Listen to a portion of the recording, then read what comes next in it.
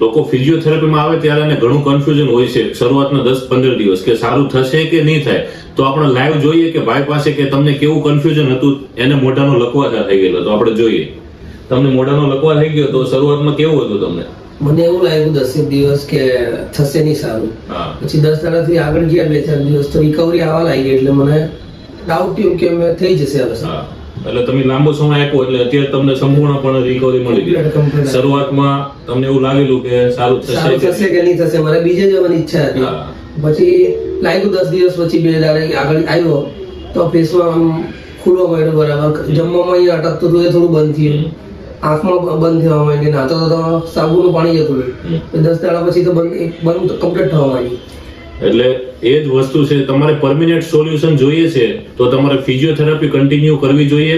એનાથી તમને દવાની કોઈ પણ સાઈડ ઇફેક્ટ વગર 100% રિકવરી મળી છે.